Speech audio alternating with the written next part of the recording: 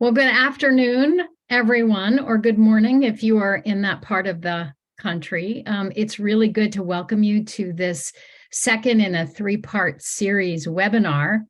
My name is Sharon Easterling, and I'm joined today by our other Opportunities Exchange staff member, Amy Friedlander. We're going to lead you through a discussion about benefits for the early childhood workforce as we try to address some of the issues around the staffing crisis that we're all feeling right now.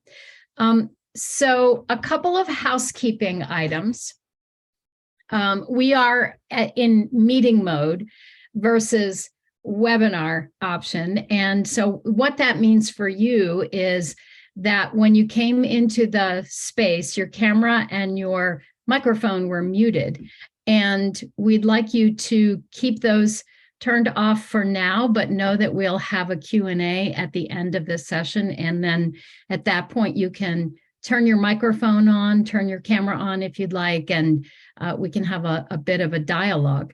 In the meantime, if you have a question or a problem that you need help with, you can put something in the chat, and our administrative coordinator, Meredith Flora, will be monitoring that and assisting you. And if we can answer questions as we go through, we will certainly do that. I want to acknowledge that today's webinar is funded in part from the National Association for the Education of Young Children. Their organization is very supportive of this work that we're doing around the business model and workforce supports. And so Amy and I actually just got back from Washington, D.C., where we co-presented really the full three topics in one marathon session. And we had about 100 people joining us. And it was really a fabulous conference. We learned a lot and met a lot of really good people, and maybe some of you were there. So if we got to see you there, hello again. So very quickly, let me just give you two sentences about myself. I've been with OpX for about 6 years.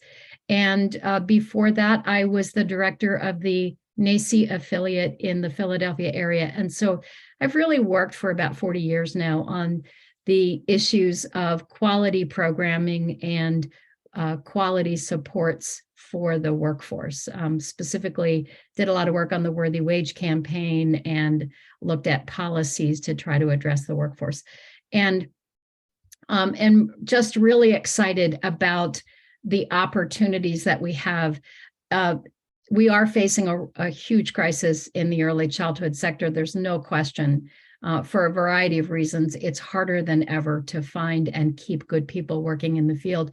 But the good news is there is a lot of innovation. There's a lot of opportunity. New things are being tried. New resources are being created, and we're going to share some of those with you today. So I'm going to turn it over to Amy to introduce herself and lead us through the first part. Thanks, Sharon.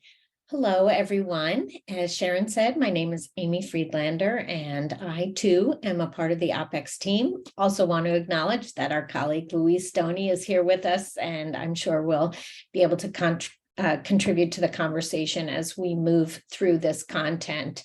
This is what is ahead of us. We want to talk about the importance of benefits and why this moment is so important to the field.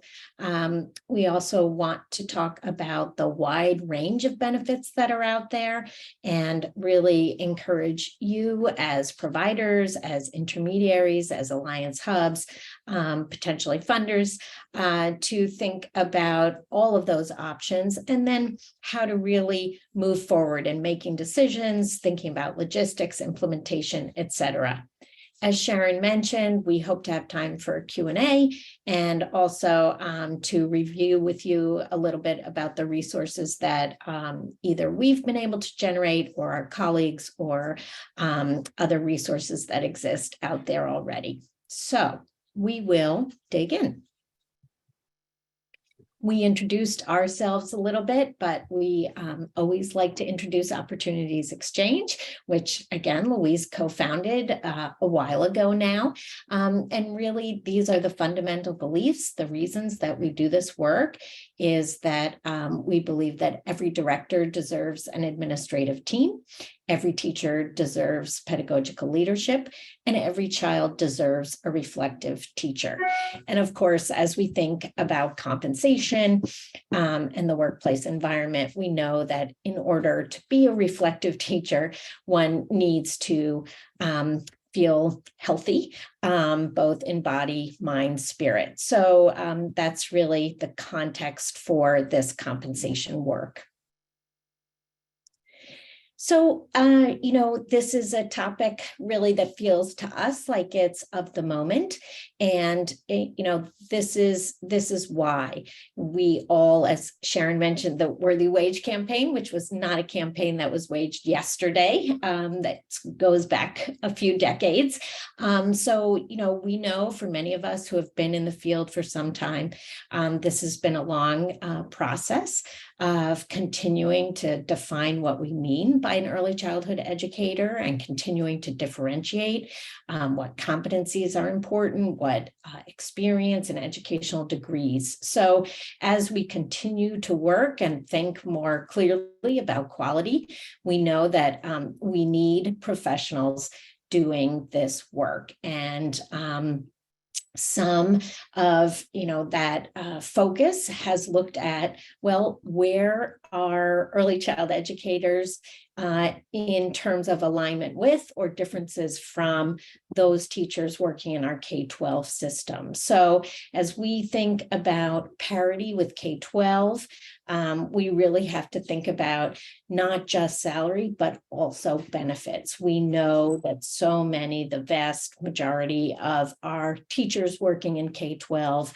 are unionized and receiving really generous benefits that their unions have fought for. So benefits are critical, and they are particularly critical now. We know that there are just staffing shortages up and down every industry, and particularly in childcare. So there's a lot of competition out there for the, for early educators. And we know that folks care about benefits. So this is an important part of the conversation. We also know that early child education settings can be real laboratories for viruses, and can just make the challenge of coming to work every day even more difficult. So we need to acknowledge that health benefits, health insurance, health services, access to health care are particularly important for our frontline early child educators. So one of the things that we've been noodling with over the last several months here at Opportunities Exchange is thinking about, when we don't have a union that works across the whole country for our early child educators, what can we stand up instead? What standards can we try to assert that might be helpful for all of our small businesses out there that have sprung up in order to provide early child education in their communities? So we've really been thinking about this idea of trying to assert, in the same way that we have standards around, classroom activities and curriculum and environment, can we have some standards for the field that really speak to the expectations for our educators? So you can see on the left, we have this idea of an arrow that, we have a minimum expectation, but we really feel that ideally our programs out there would be offering competitive packages so that they could recruit and retain really well qualified staff. And so when we look at sort of the bottom of that pyramid and what might the minimum look like, Sharon's going to speak to ACA, the Affordable Care Act, and how important that is for our workforce. And we really feel like employers need to take action as it relates to healthcare. This was something we talked about at the NACCE conference. In the US, we've had a long history of getting health insurance through an employer. And it's been a very peculiar system, but one that we've grown used to. We have all, sort of lived through the ACA and the healthcare for all, insurance for all, Medicare for all, right? So, but we find ourselves now in a very different place because the ACA is really between an individual and the marketplace. And so it means that for an employer, there is more and different that they can really look at. If you're a small employer, we shouldn't be talking about what private health insurance you get. We should really be talking about what other health benefits you should be offering your staff. We don't have to run away from the issue.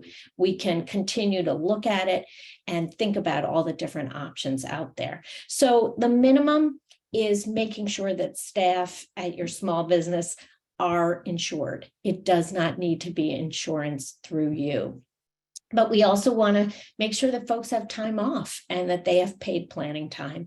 And that's really the bottom rung of the pyramid. And then it moves up to things like, employers contributing to a retirement account, a health savings account, really helping staff to access that educational degree that can be so important to a career pathway. And then, employer really covering some of those additional kinds of benefits and insurance that can help a family feel stable and secure. So, we're going to try to touch on all these topics today. And if nothing else, encourage you all to seek additional expertise that you may need to pursue these great benefits. So when we think about benefits planning and administration, these were kind of the big buckets that we have been thinking about and tried to create resources for. We want to speak with you about today. The first idea is really about pricing options. So connecting with the benefits broker, someone who has a lot of professional expertise, who can support small business owners in thinking about what's out there, how affordable is it, how might it work, et cetera. And so we know that benefits brokers work at no cost to employers. We also know that many, many employers do not work with benefits brokers. So that's another kind of headline that we keep wanting to really emphasize for the field, that, there is no risk to working with a benefits broker. And we know that once you get a document full, an email full of information about what options are out there, the issue of, well, what does that mean for my business is going to rise to the fore. So we really have to acknowledge that part of pricing options is pricing options for a specific business and really forecasting what that business can afford. The other big bucket that we're going to talk about today is communications. Like benefits, like most other issues in HR, are very legalistic. And so employers need to be very careful about how they communicate with all their employees in an equitable manner about the benefits that they are offering. So whether it's written communication, whether it's, all kinds of job descriptions or HR manuals, documentation that exists on an ongoing basis, or whether it's episodic kind of communication to employees to get their attention about the new benefits that are being offered and to counsel them about what's the best fit.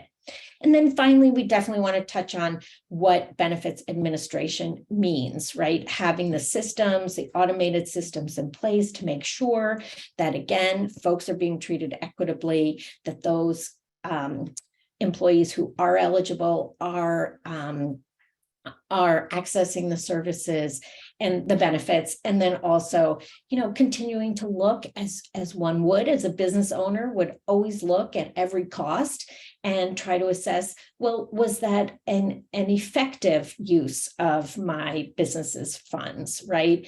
Has the service been used? Has it been valued? So those are all things that we want to touch on, and we want to try to keep reminding you all, because we are fortunate to have so many of you. We're over 100 people today. We know that some of you, that you all are in different roles. So we're going to keep speaking to the ways that a shared service alliance can really perform a lot of this work in a centralized way for a network of providers, but also thinking about that one small business owner and what she can do on her own. If we go to the next slide. Maybe. Oh, can we go to the next slide, Sharon? Yeah, I was trying. Sorry, hung up. Perfect. Thank you. So again, this idea of, well, gee, what do I want to offer my staff? What's out there? There are a huge number of options out there. And these are just some of them, some of the more typical benefits that you might see. We know that paid time off is critical. We know that teaching is an exhausting profession. It's very draining. It takes a whole person all day. And so we want to make sure that we are giving folks the time off that they need to recuperate and get re-energized. We're going to talk quite a bit about medical benefits. There are lots of different kinds of medical insurance. Some are very expensive, others are not. And so we definitely want to make sure that we think about a whole range of medical related insurance and other benefits, not just health insurance. Those also include these kinds of expense reimbursement accounts that can also offer tax savings for employees and employers. So we have lots of different kinds of insurance. Again, paid planning time. Sharon's going to speak to some retirement kind of instruments and ideas. And we always speak about professional development and tuition assistance in the field as we continue to professionalize our existing workforce, and those can be very valuable benefits. We also know that frequently businesses offer free or reduced childcare as part of a benefit package, and that can be a very expensive benefit for them to offer, and one that isn't necessarily used by all of their staff.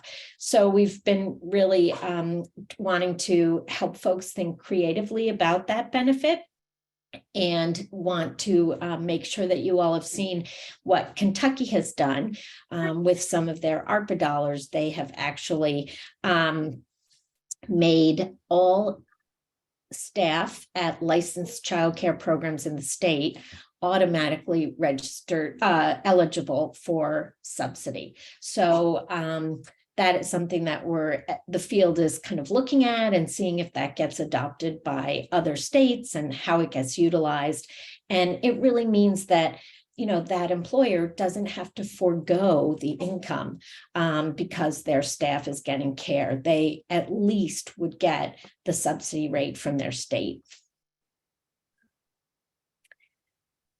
So, you know, part of this whole pricing conundrum is really understanding what's out there, what does it cost, and what is affordable for any one particular business. So I already mentioned that idea of hidden costs. You know, that discount for childcare staff is really an expensive benefit. We also know that when folks are providing the benefit of paid time off, they need to be sure to budget for the cost of substitutes. So it's really important to help folks both be aware of the whole universe of benefits and also to really think about how that might work for their particular business. And, you know, the benefits broker is really the first step. I can't even imagine trying, you know, what I would do if I was a small business owner trying to understand, you know, how can I get life insurance for my team, or, it's just a huge amount of information out there, a huge number of options and opportunities. And the benefits brokers have all of these resources, contacts, and information at their fingertips. They work free of charge for the employer. When they present the information back to an employer, the employer is under no obligation to purchase anything. So again, we really feel like the brokers, benefits brokers, are an underused resource in the field, and we'd love to encourage everyone to reach out and start talking about who are the benefits brokers that are trusted in the community. So again, as I mentioned, we're going to keep kind of teetering, going back and forth between the idea of, well, what would this look like for a standalone business, and what would this look like for an alliance? So, one of the ways we feel like an alliance could really support this issue is identifying brokers who really are trusted and known in this community, in the particular region, or even ideally in terms of working in the field of childcare, and really helping to introduce those program directors to that broker. And encouraging those business owners to really pursue work with a broker. So, from the perspective of a program director, the idea would be, coming to grips with this idea that, yes, I want to work with the benefits broker. I want to see what's out there. If there is information that the broker needs about the business, about the number of employees, that kind of census information, getting that information to the broker, and then following up based on what has been identified. Thanks, Amy. So I'm going to talk for a few minutes about the Affordable Care Act. And we've been talking about this for, OpEx has been talking about this for a little over a year now. And things have actually gotten better since we started talking about this in a couple of ways. One of the ways is that the subsidies to help underwrite the cost of the monthly premium have those were written into the Inflation Reduction Act that just passed at the end of the summer. And so what that means is that we have really a guaranteed subsidy for the next couple of years, and those subsidies are also pretty generous. Another thing that changed, that kind of got fixed in the Inflation Reduction Act, which is pretty important if it affects you, and that is that for some folks, their program offers health insurance, but the cost is very high to them because, for example, a childcare program might offer private health insurance, but they can't afford to pay the full or most of the cost. So maybe they offer to pay $200 of that benefit toward the cost, but it's a family and the premium is over $1,000. So that staff person has health insurance offered in their program, but it's really unaffordable for them. Well, one of the things that got fixed in this latest round is that now you can take into account, when you're trying to figure out if you're eligible for a benefit on the ACA, if the insurance would cost more than just over 9% of your income, then you're eligible to purchase health insurance on the marketplace.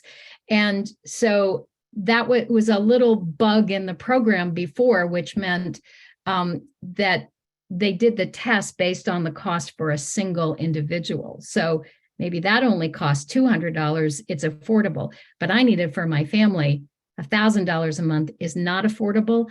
Therefore, I can now buy a plan on the exchange. So there were a number of little things like that the Affordable Care Act just keeps getting better and better for folks who use it. So there's expanded eligibility, there are expanded subsidies, there are navigators. This is another thing that's been funded in the last year. There are people specifically hired to help folks go onto the marketplace, figure out what they need, compare plans, and purchase the plan that's best for them. Navigators are funded through public money, and so they don't cost anything for an individual. And if you, as an employer, want to bring a navigator into your program to work with staff, you can do that at no cost, and they'll be happy to do that. There is some urgency, though, because open enrollment really ends in most states at the end of the calendar year. And there's time actually really flies the closer we get to the end of the year. So before you know it, we'll be standing at our New Year's Eve party and saying, oh, did I remember to do that? But check in your state, because eligibility really goes from November 15th to January 15th, but every state does it a little different. And a lot of states close that window December 31st. So just to give you an example of the kind of subsidies that we're talking about, I went to the Kaiser Family Foundation subsidy calculator, and I typed in 3 scenarios just to sort of show you what we mean by affordability, right? And so a single person who's 35 years old, who makes $30,000 a year, pretty typical scenario for a childcare staff member, can buy a sort of middle range healthcare product, not the best, but certainly not the cheapest, can buy that for $71 a month. If that person is a single parent with 1 child living in Atlanta, Georgia, same income, but because it's now 2 people in the family, they're going to pay $14 a month for a good healthcare plan for both parent and child. And a family of 4 living in Des Moines, and you can see the ages there, with a combined household income of $65,000 a year, for the whole family is going to pay $183 a month. So when we say these are greatly reduced plans, I think you can see the evidence is there. So an important distinction, and Amy just alluded to it, and I want to sort of re-emphasize this. When you go to the marketplace, the plans are sold to an individual. An employer doesn't have the option. Well, again, there's a lot of research. I'm not going to get into that. There is actually an option called SHOP, small business option, but we'll keep it simple for today. So the employee would be the one who would be engaging and buying the health insurance product. The navigators, as we talked about, can be facilitated by a program or by an alliance hub. But so we want to be really, really clear. OpX is not advocating that you use the ACA as a way to get out from under having to provide benefits. What we're advocating is that you use these tremendous public subsidies, and then you add your budget to that. And then what you'll be able to do is really multiply the effect of the benefits, right? So if you're a program right now that's struggling to pay for private health insurance for your employees, there's a really good chance that a lot of people in your program don't take it because it's still too expensive. Or maybe you're offering really generous benefits, but it's taking a huge bite out of your overall budget. What we're saying is, if you move and access the ACA for sort of that first payee, if you will, sort of think of it like subsidized childcare. That's the first money in. And then you wrap money around that so that you're helping your staff members pay whatever their premium cost is. You're giving them additional funds to support the cost of copays and prescription drugs, right, through an HRA.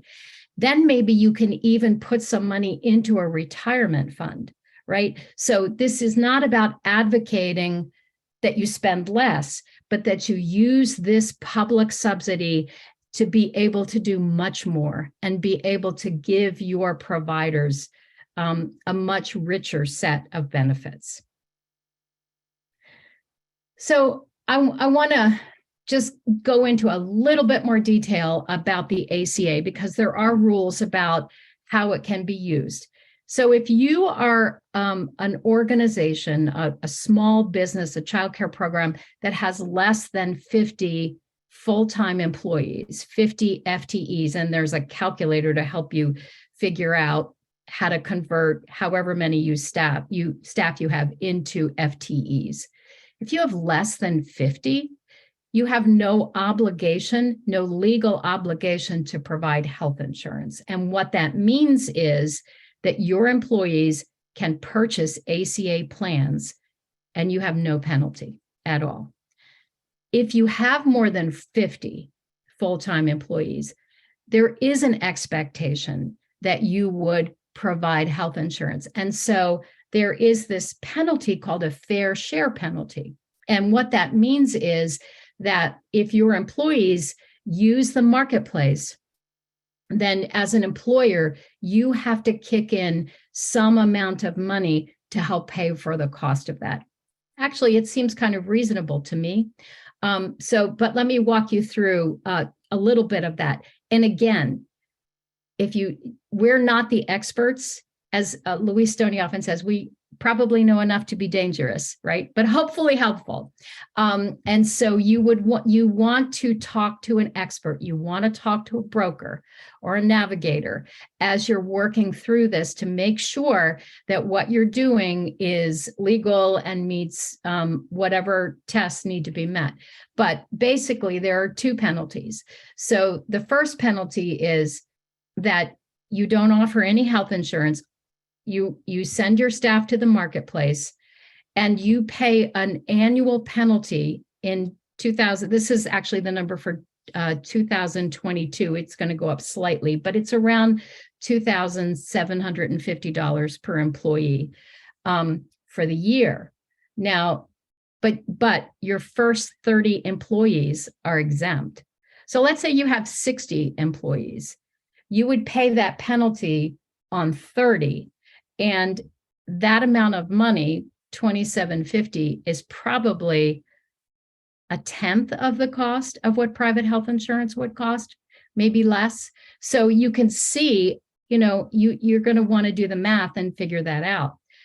There's another option, which is the B penalty, which is you offer insurance, you still offer private insurance, and this may be a better option for some of you because you don't want to give that up. But it's unaffordable for some of your staff. If they purchase on the marketplace, and because the cost of it would be more than 9%, then that penalty is a little over $4,000 a year, but it's only assessed on those who purchase it on the marketplace. Do you see why we say you want to work with somebody who's an expert in this area to help you run these scenarios and figure out what's best? Let me show you a real world example. So this is an agency that has over 150 employees. They offer childcare. They do a number of other services in the child welfare space. Because they're so large, they were spending a lot of money on health insurance, and yet they were not able to offer a generous enough benefit that they had a lot of takers. So they had a lot of their staff members who weren't able to purchase health insurance because it was just too much from their paycheck. So in 2016, they were spending $350,000 a year of their budget on health insurance. They stopped offering the private option and supported their staff to move into the marketplace, knowing that they would need to pay this penalty, but that it would be much less than private health insurance. And they were able to reduce their cost from $350,000 down to $200,000. So, but one of the good things that happened was more staff got coverage and the staff cost went way down. In 2023, in the year coming up, they're actually shifting to this B penalty, and they're moving to a new product called the ICHRA, which is actually a way to just pay the full cost of the benefit on behalf of your employee. They expect through all of this sort of using the best parts of the system, they expect to actually reduce their penalty down to $60,000. What that means is they're going to have a lot more discretionary funding to provide for these other supports. This program was assisted by a private broker who really understood their situation and what they were trying to do and has been helping them navigate all of this. So again, what's our takeaway? Don't try to do this alone. Find a broker who you can work with, someone who shares your mission and cares about helping you find the best options. So if you're in a shared service alliance, hubs can be incredibly helpful in, first of all, identifying the resources that are out there, setting up appointments, troubleshooting issues that come up. And then the director needs to follow up, schedule the meetings, and just really follow through so that the staff members are able to access this. Another option, which is a terrific option and one that's becoming much more mainstream, especially during the pandemic, right? We sort of all got used to going online to have interactions, including telehealth and telemedicine. There are many ways that you can access telemedicine for your staff. And we've listed a couple of options here. ECE Shared Resources, the platform, which is in about 35 states right now, has a product called Docs by Phone. It's incredibly cheap, like less than $10 a month for each staff member, and it covers the staff member and all of their families. So if you need an antibiotic, you've got an ear infection, a sore throat, you can call and have a virtual appointment with a doctor. It's a great add-on for staff to address their health needs. There's a new company in this space called Vitable. Vitable offers telehealth, but what they really are is a whole new emerging field. Direct primary care is one way to describe it. And that is, they cover all of the sort of routine kind of health issues that you have: doctor visits, well visits, preventive care, immunizations. They have a telehealth option. It's extremely affordable. And in some instances, now they're only in a few states, so this is an example. You want to Google them and see where they are. But then if they're not in your state, look for other options. The great thing about them is it's extremely affordable. And when you take a product like that and you pair it with a major medical health insurance plan, so it doesn't cover hospitalizations or surgeries, right? But you pair those two things together, you can come up with a really affordable, accessible option. And then there's some really good articles on the healthcare.gov website. If you go there and you search for telehealth, it'll give you the whole skinny on what it means, what's covered, how you access it. I'm pretty sure that, and again, you'll have to check this, but I'm pretty sure that telehealth is included in the product, in the plans that you get on the exchange. So if folks are buying those plans, you may not even need to supplement. So anyway, I'm going to pass it back to Amy to talk about health reimbursement accounts. Okay, thank you. And Sharon, if you have a minute to check in the chat, there's a request for the links in the chat, and also we've got Mary Graham from Children's Village in Philadelphia, who uses Vitable, and she's sharing her specific, experience with Vitable and the actual costs. So thank you, Mary. So switching gears a little bit, just want, again, thinking back to that slide at the kind of top of our meeting where we looked at all those different kinds of options. So there are many, many ways to support our educators, our workforce in making sure that they are in good health and that their families have access to healthcare. And So a health reimbursement account, or an HRA, is really a tool that allows an employer to reimburse their employees for medical expenses that they have incurred for their own care or for that of their family members. And the cost, there are lots, again, we are not CPAs, we are not accountants, we are not benefits brokers, and none of this is meant to be construed as advice. But these options can be really meaningful for different providers based on corporate structure and, the size of their staff, et cetera. But, one of the things for family childcare providers, this idea of a health reimbursement account is something that can really take what would have otherwise been personal medical expenses and convert them into business expenses. So that would have significant positive tax consequences. Many of the strategies that we're talking about today really are more relevant for centers, small businesses, right? But for family childcare, the HRA is something that is particularly significant and something that should really be examined.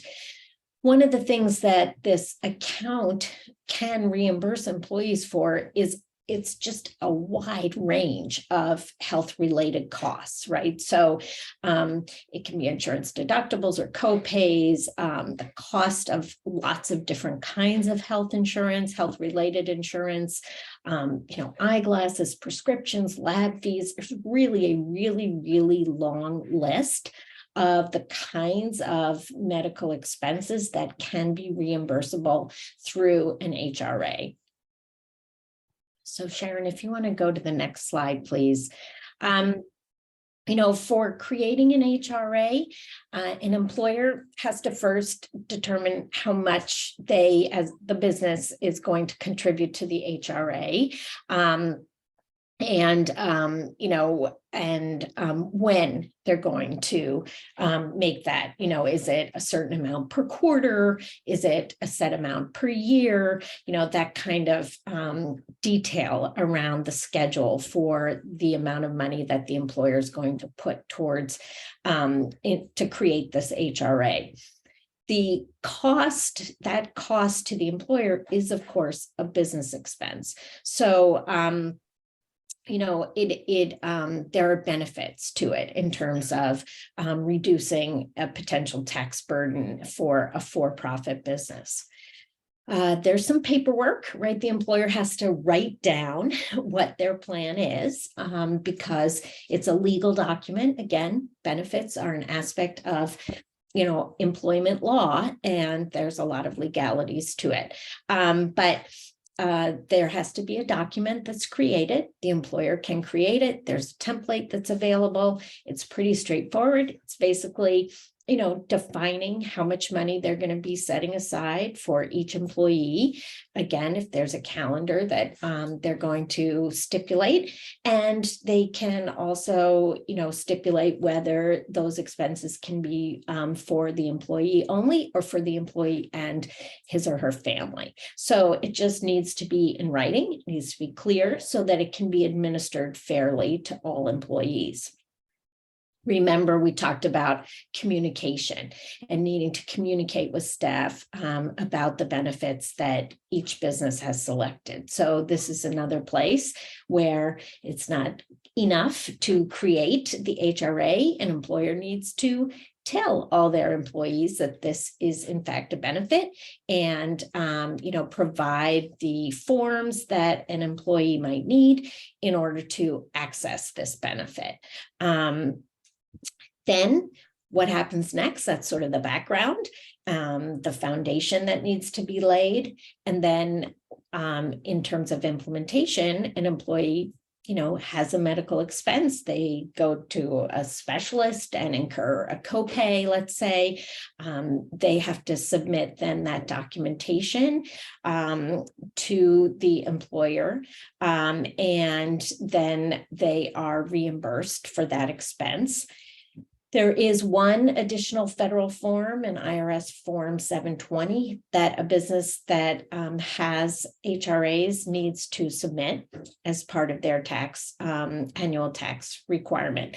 But it really is something that is fairly straightforward to set up and fairly straightforward to administer. And it allows a business to budget upfront for how much, they might be spending over the course of a year.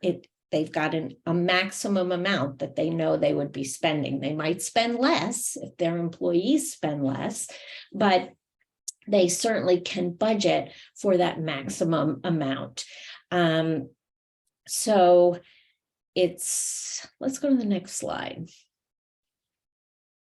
For many of us, these terms are not familiar. This is not our area of expertise. It's not what we do 8 hours a day, 5 days a week. So it's just worth pointing out, many of you may have heard of HRAs before. Maybe you've heard of HSA, health savings account. So we plucked this table from a Civitas Strategies document, and we've got the resource, the hot link right there. But just differentiating between these two kinds of health-related benefits that employers can offer. So, the health savings account has to be paired with a high deductible health insurance plan. So it really is only going to be relevant for a subset, we hope it's a small subset of the employees in any particular business. There are caps around how much can be set aside in a health savings account. The employer needs to contribute even if the employee isn't fully using the dollars. The number of kind of health expenses that qualify for reimbursement are much more limited than the ones we just talked about for the HRA. And there's a greater administrative burden on the employer. So the HRA, it's also the formal name is Section 105 plan. So the HRA is really much more approachable for employers. And it's something that if a child care program is a part of an alliance hub can really support the couple of key steps that are required, helping determine what's affordable for that particular business, helping to formalize and write down and document the plan, helping to communicate that the availability of the benefit to the staff, and even really supporting the day-to-day administration. So, a hub alliance could actually be the entity to which an employee submits their documentation of a medical expense, and the hub could in fact look at that documentation and assess whether it is viable or not viable to reimburse that employee and give that, sort of decision back to the employer for the employer to write the check. So thank you, Sharon. I didn't ask for the next slide. You anticipated. So this is, again, we've tried to be somewhat consistent in speaking to how a hub can really support this work and how the providers that are a part of that alliance or network can work with that hub to actually implement a whole host of benefits for their employees. So I'm going to talk about retirement benefits for a few minutes. And Louise, thank you so much for putting links in the chat. I have a hard enough time advancing the slides when they need to be advanced. And the idea of going and getting links and putting them in the chat is just way too big a lift for me. So this is why we need our team.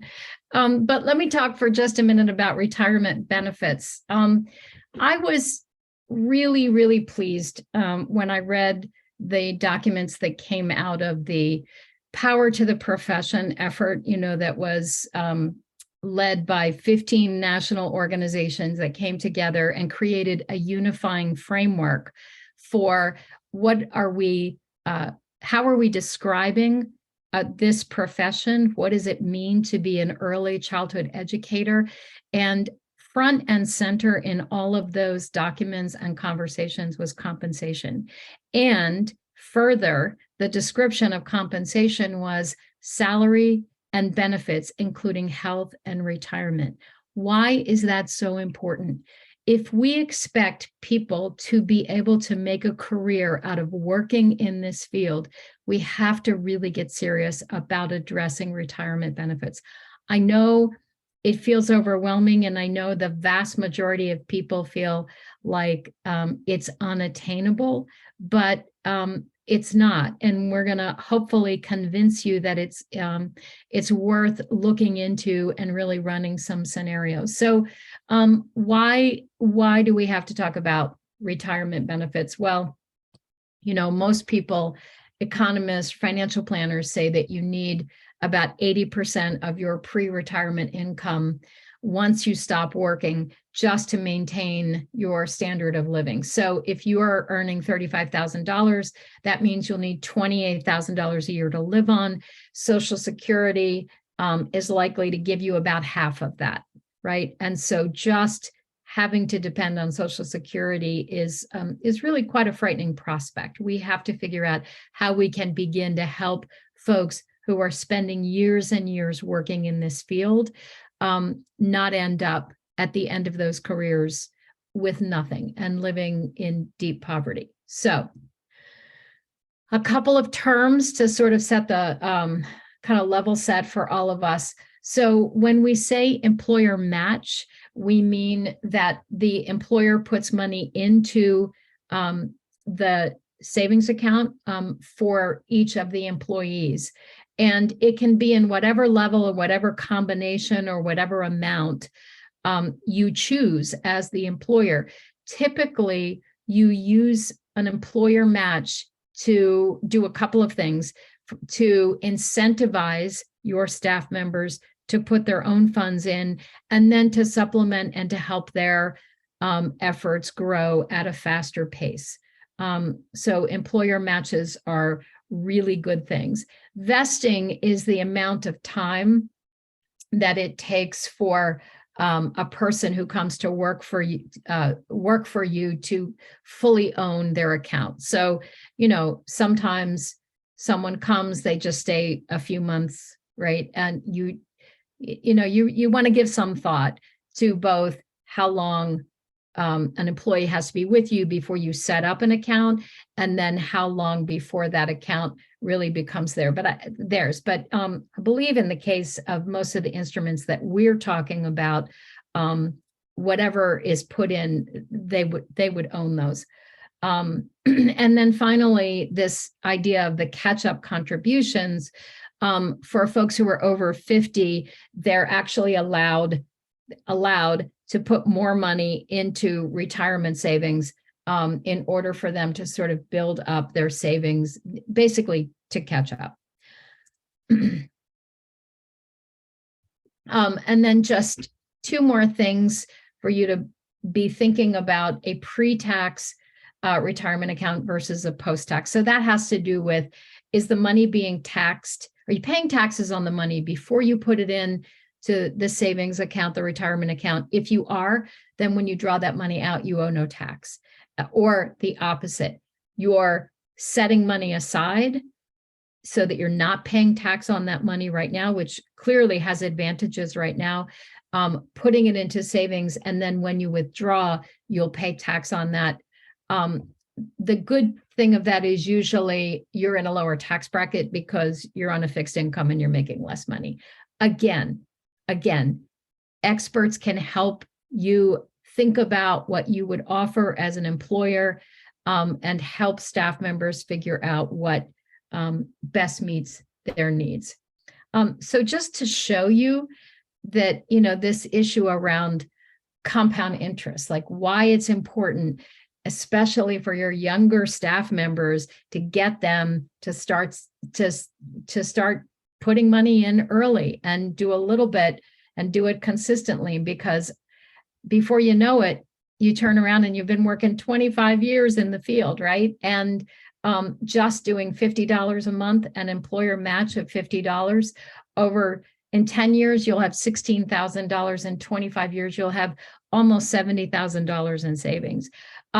It really occurs to me also that as we're still in this period where there are some generous one-time funds coming into the field, it's a perfect opportunity to take some of those one-time funds to set up and contribute to staff retirement accounts. The nice thing about a retirement account is if you have a really good year, you may be able to do more contribution. Maybe next year you're in a different position and you can contribute less. There is no obligation for you to, once you start it, to maintain that level, right? And so you can do one-time contributions, or you can vary that from year to year. But I think it's really important for us as a field to start setting the expectation that we're going to enable folks who work in this field to really stay and make a career out of it by offering these instruments. Amy, you're going to wrap this up for us, and then we'll do some questions. Thanks, Sharon. So we've mentioned a couple of times the fact that, we know these benefits cost money, and we know that not all program directors are well-versed in their own budgets and, running budgeting scenarios and forecasting. So this is another place where we really know that shared service alliances and business coaches can really be so very, very helpful. One of the things, Sharon, we had a slide earlier, we talked about sort of hidden costs that can be embedded into some of these benefits. At the same time, there are also savings related to benefits. And one of the places that we really want directors to be thinking about is the cost of turnover, which isn't necessarily something that program directors and owners have top of mind. We don't always value, directors and owners don't always value their own time, but certainly in the private sector and many, many other fields, the cost of turnover is very well documented and quantified. The cost to recruit, place ads, the cost of HR staff time to vet the applications, the cost of time to do a screening interview, an in-person interview, to, check references, collect all the required paperwork. We know in childcare, there's also, sometimes it's a employer cost, sometimes a new employee cost, but there are costs of clearances and criminal record checks and all of that. So there is a real cost of recruiting staff and orienting new staff. And when those staff leave, it is a real, it is an ongoing cost and expense for that business. So, we propose not only that benefits are the right thing to do for our educators to help them be the best educators that they can be, but also that it is a cost-effective way to ensure that, programs are able to retain a high quality, qualified team. So one of the things that we do know in working with, perfect, thanks, Sharon, that, as you run scenarios, and again, having the support of someone who is really good at Excel or, to help take a look at how to do the math related to the scenarios, is, that within the realm of what's legal, there is a lot of variability around which employees can, when benefits might kick in. And so, you can really use benefits as a way to encourage retention of staff. We particularly see this around something like paid time off, right? That you would maybe when you first start, you are eligible for, 5 vacation days a year.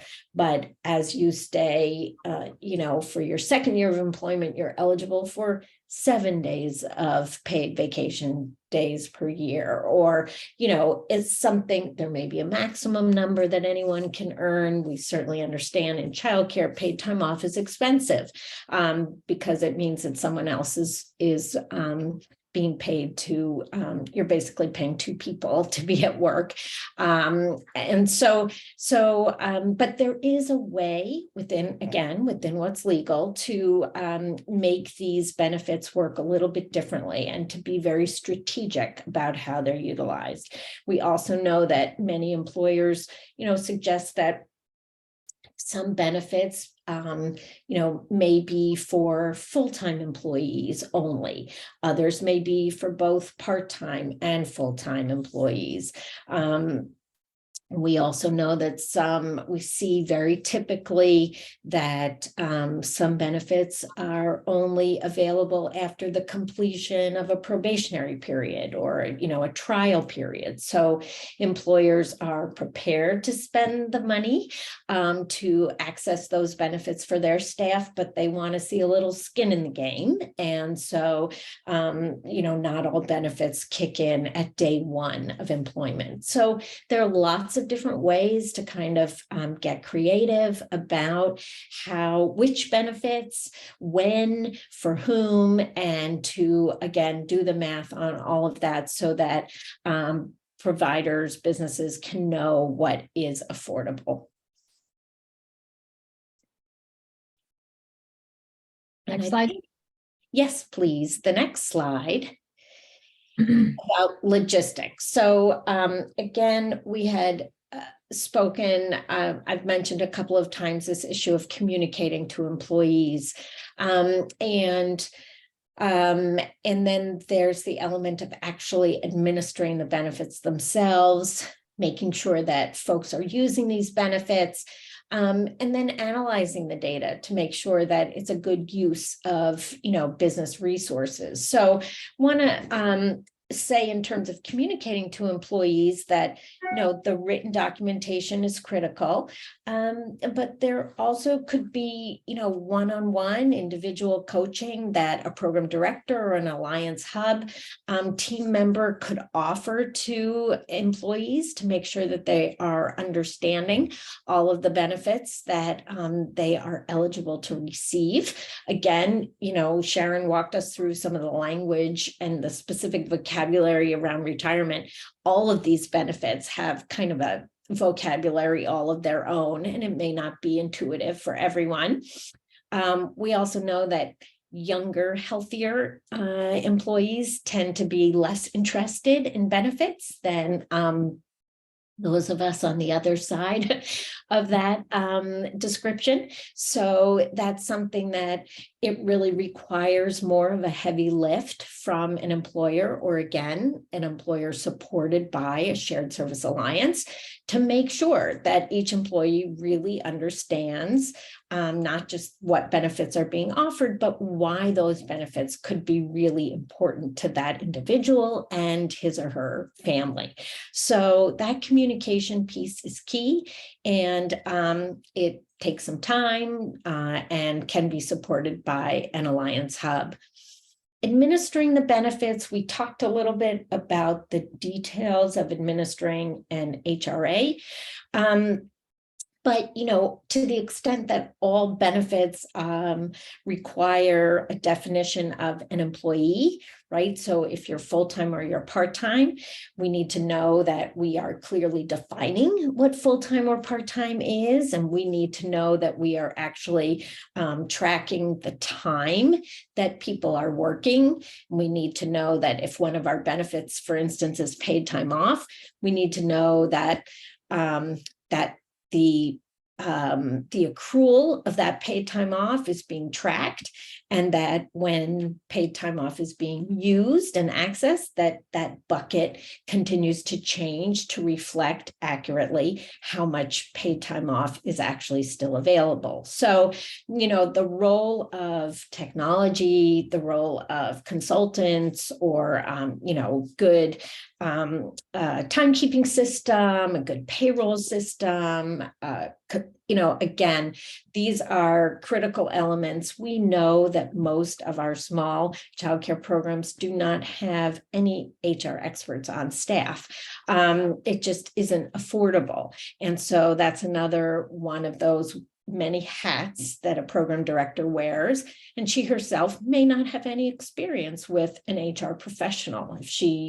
If her primary professional experience was working in small childcare programs herself, she's unlikely to really have had a lot of exposure or any exposure to what an HR professional does, and what, kind of a typical benefits package might look like. So again, there is a key role for a Shared Service Alliance hub to play in helping not only communicate all of this to an employee, but to a program director and or owner, and then to supporting the day-to-day administration of the benefits so that the data are accurate, the data are available, and together the business coach and the owner or director can make good decisions in looking at, well, who used this benefit? What difference did it make? How does our retention or turnover look this year with this benefit package in place versus last year with that benefit package in place? So there are a lot of pieces of the puzzle that really require data tracking and, and in order to administer appropriately.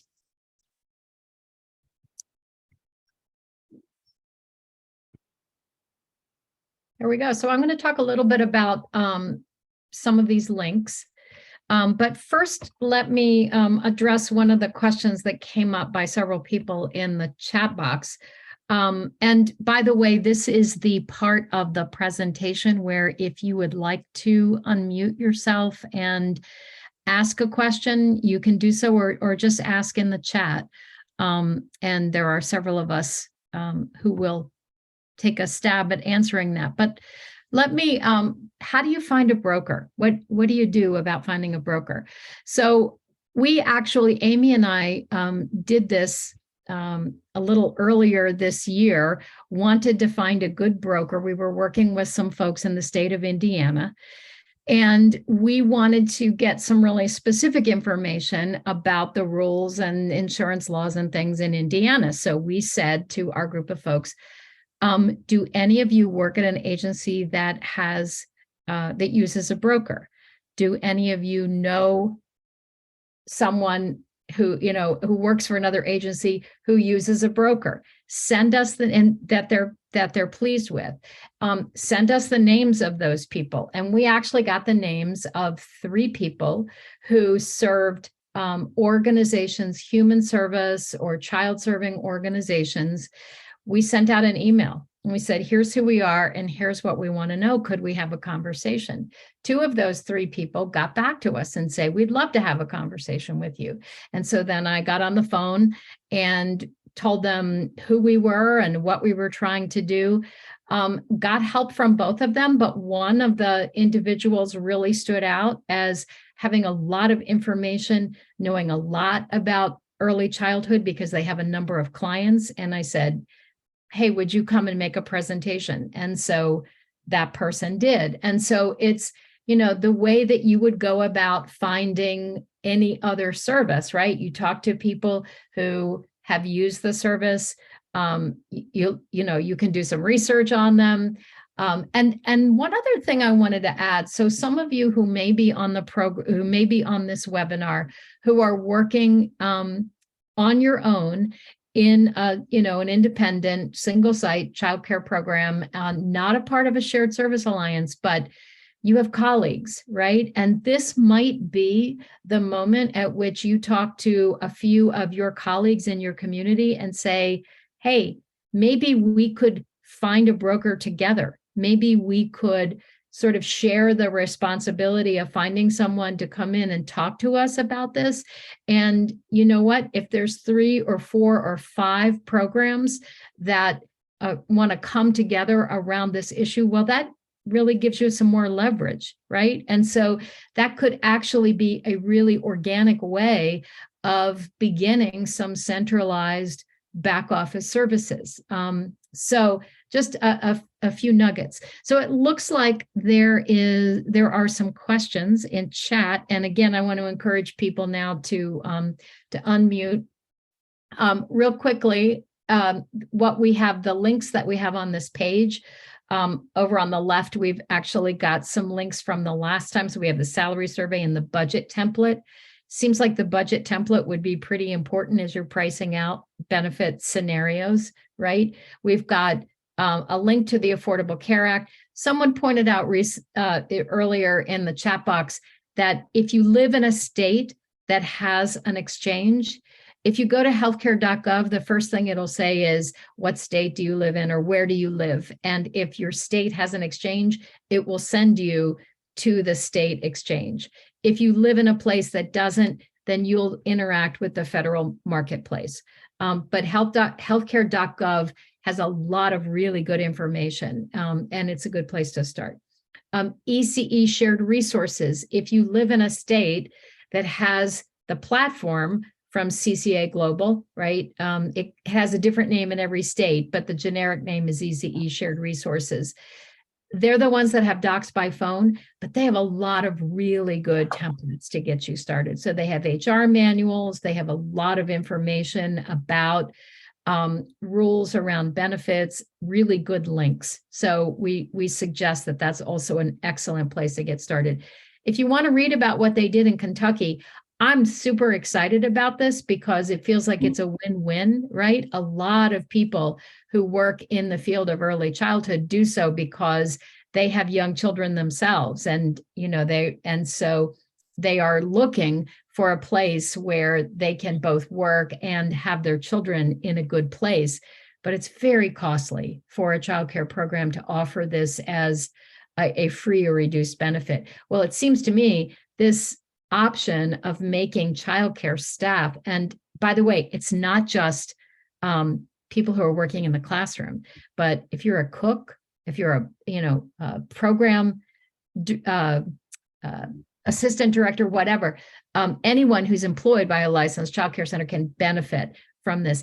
That feels to me like it would be a really good recruiting tool. So maybe some of you want to read about what they did in Kentucky and sort of take this work up in your own state. It feels like an important milestone for us.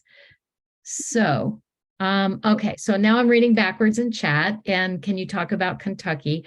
Hopefully that was helpful. I mean, it is ARPA dollars that Right. the state administrators have used, and so they're going to be looking at who is accessing this benefit, and how widely it's being used and where, and they're going to be tracking all the data and trying to see how much money it would cost to continue it moving forward after the ARPA dollars are no longer available. So I know that's one other piece that is a part of this puzzle. But there are a couple of articles that have come out. An administrator from Kentucky was part of a webinar that the feds put on not too long ago about ECE workforce issues. So that's how I first heard about it. But if you Google it, you can find information. And honestly, I was just looking, somebody today, there was just another article today about this program in Kentucky. Yeah, this link will take you to an article about it, but then, that will lead you to other pieces. So there was also a conversation in chat about the difference between an alliance hub, a business coach, and a benefits broker.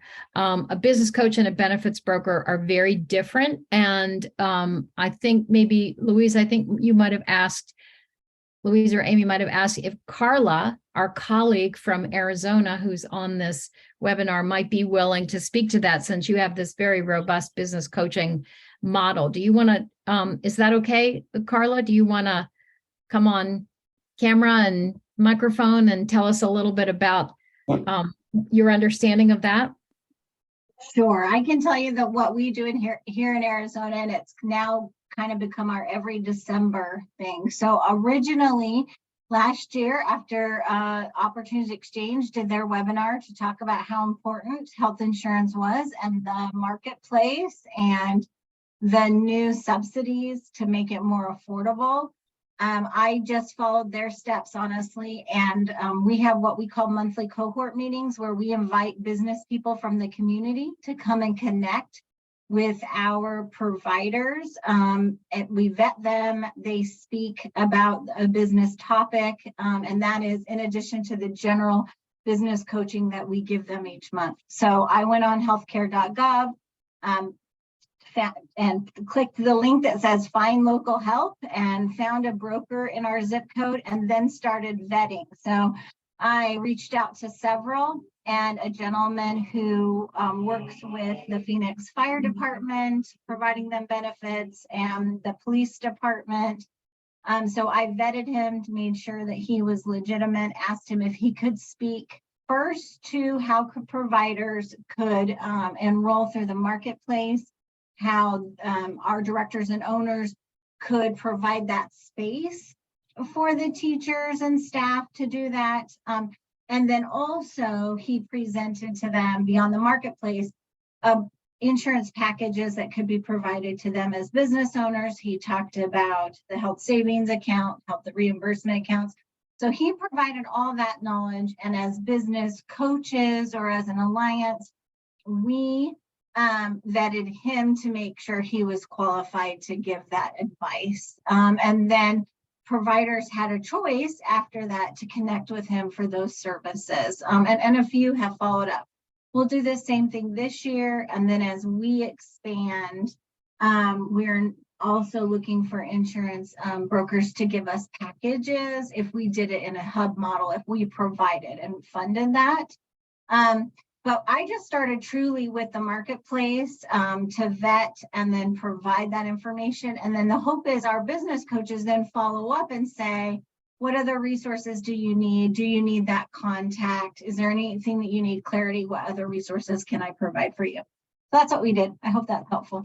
Yeah, that's very helpful, Carla. And, you know, and some of the, it strikes me that another way a business coach could help is actually kind of sitting and, you know, entering scenarios into the budget to kind of figure out sort of the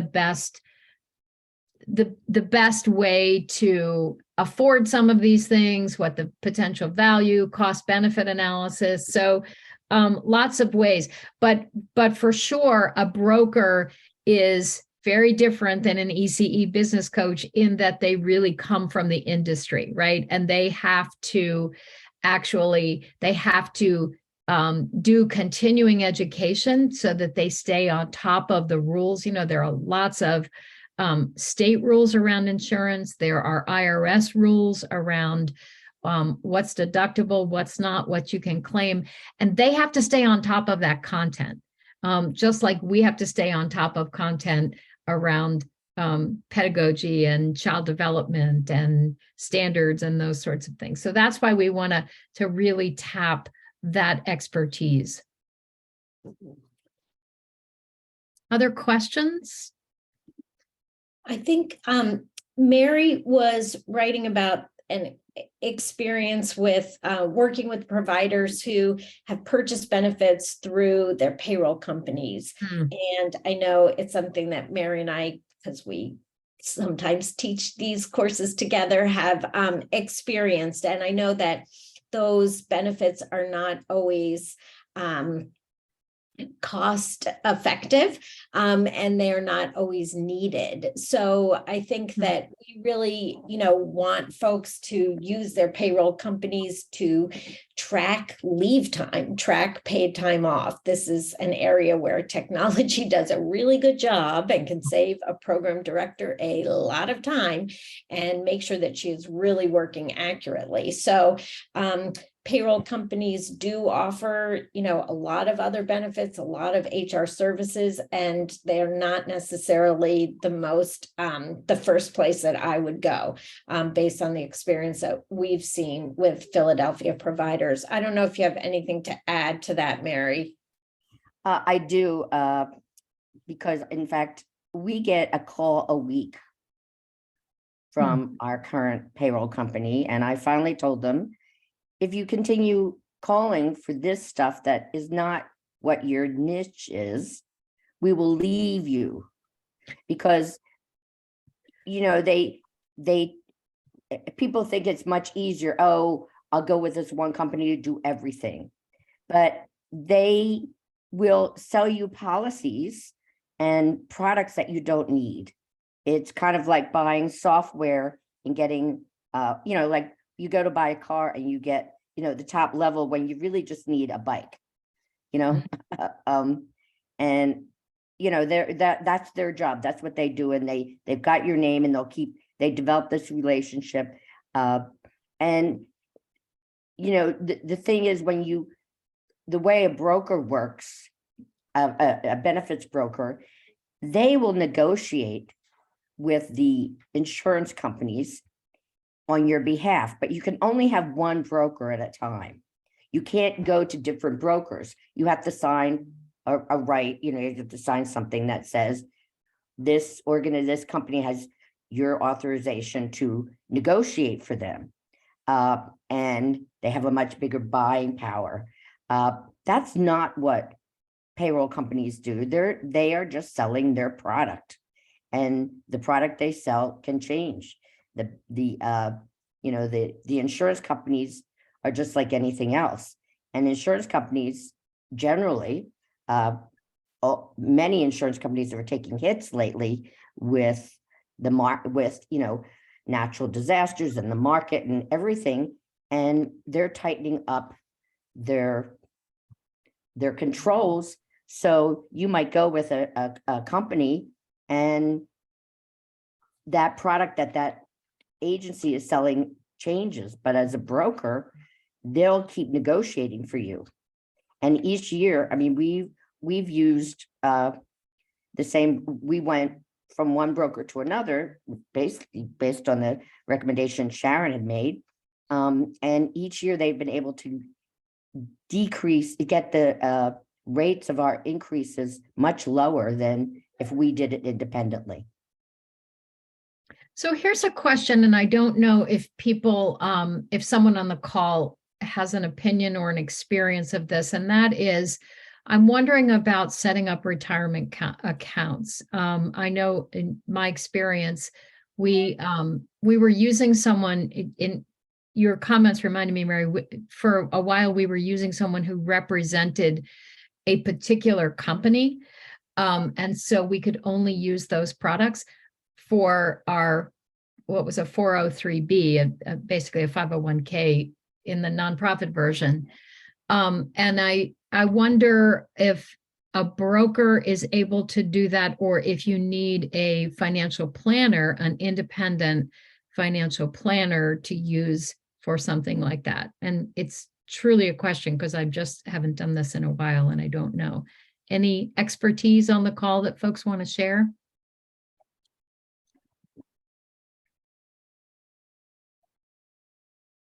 Sharon, we've used a company and a financial broker, and they've sold us different products, Okay. not just the products that their company sells.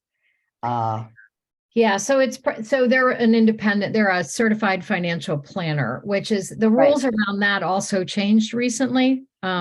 Thanks to a lot of the Consumer Protection Bureau work, advocacy work that was done, so that so those are folks who have to have your best interest, right? They're not there to sell you the product they represent. In fact, they don't, they're independent. So I think if you're looking into retirement instruments, you want to really, you want to vet that pretty carefully. Sharon, I wanted to go back to the issue of health insurance and the Affordable Care Act. I think one of the big issues that I've also learned is that all plans are very different. And if you just look at the price point, you won't necessarily be looking at how you're protecting your employees. And one of the things I've learned about the ACA is that the new administration has underwritten the cost of silver plans, which are good insurance plans. And so just when you try to compare plans based on price, and you don't compare them based on the quality of the plan, you get information that's not correct. And so, having actually recently spent time on the Affordable Care Act shopping for insurance, I think it's super interesting that you can actually sort the ACA. You can put in there not only what price point you're looking for, but what doctors you want to have be in the plan, whether your top priority is to have a low deductible or a lower co-insurance. There's many different ways, and they've really made it very user-friendly. So I think making sure that you can do those kinds of comparisons and that you have someone who can help you is super important. Absolutely. And one other thing, Louise, that maybe people don't understand, the plans that are available on the exchange are the same plans that are available in the private market. I just got all of my stuff for my renewal, and I'm not income eligible, or I would buy. In fact, I was really trying to think, if I really retire this year, maybe I'll make less money over the year. I'll be able to go get a plan. I mean, I really would love to be able to use the marketplace myself, but I was fascinated to see that in the documents that Blue Cross sent me, they had my plan, what I'm going to pay out of pocket, which you don't even want to know, and then that very same plan available on the exchange, right? So don't walk away from this thinking, oh, I don't want to shortchange my staff in terms of the quality. There's a full range of products, and they are the same as what they're selling in the private. It's just that there are essentially, what the exchange is doing is it's offering the tax deductions that would be available to you, but they're offering it in advance. So you don't have to pay for the insurance and then get a huge refund. It's actually being applied as you need to pay for that to write down the cost of your monthly subsidy or your monthly premium. So they're good plans, but I also wonder, Louise, when you were talking, I was thinking, I'm wondering if having it be a transaction that each person makes the decision about the plan that they want actually gives you more flexibility, right? Because the employer often chooses, we're going to offer 2 options or 3 options to people, and you're sort of boxed into those. But as an individual buying it on the exchange, I can look at all the scenarios and figure out what works best. So yeah, exactly right. I mean, I was actually doing it for my daughter and with my daughter, and it was really interesting. I could say, okay, you can get this plan, there'll be no premium, but look what your deductible will be. Now let's put in, we want a plan with no deductible. Now that's what your monthly premium is going to. You have these choices. Right. And right. so there are many choices. There are a lot of really good plans on the Affordable Care Act. So I don't think anyone should feel like they are shortchanging their staff. If you are giving your staff a gift if you send them to the Affordable Care Act with support, because it's really good insurance. Yeah. So I'm one of the questions in chat. Did you get an answer about center directors don't know if their employees have health insurance? Oh, yes. Yeah. So I'm so glad you asked that question, because I want to emphasize it for everyone on the webinar. For way too long in the early childhood field, we have had this sort of practice of, I can't afford health insurance, so it's just sort of better if I don't know. whether people have it or not, right? And so we don't know. And that pyramid that Amy showed at the very beginning, what we're kind of hoping, what we're pushing, truth be told, is that we change those practices so that every time you onboard an employee, you understand, if they have health insurance, if they're already covered, great. But you as an employer should really make it your business to know who has health insurance and who doesn't. And in some cases, I mean, when I was a director of the affiliate in Philadelphia, my board member, who was an HR expert, said, you have to make sure that every employee who's on staff has health insurance. Because I had one or two young people who said, yeah, I don't really need it. And they said, everybody has to have health insurance, because think about what happens if there's a catastrophic need, right? Like it's just, that was our position, that folks had to have health insurance. So we're sort of hoping to change the dynamic and the expectation around these benefits conversations. Wow, we're at time. So I want to thank you all for your time and attention today.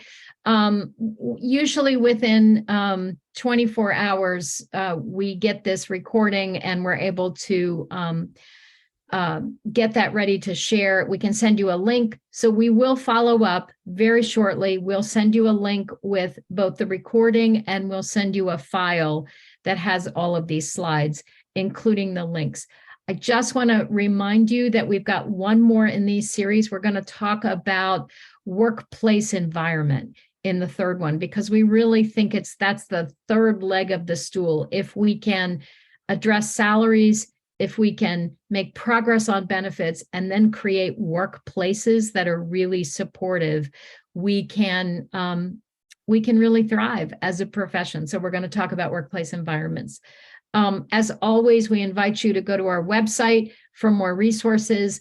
Email us if you have questions or are looking for something that you can't find. We're so happy to be able to help you when we can, or find someone who can answer your questions. So hopefully we'll see a lot of you on December 13th, Tuesday afternoon, 1:00 Eastern, and be in touch. And happy Thanksgiving, everybody. We hope you have a great celebration, however you celebrate it. Bye. Bye-bye.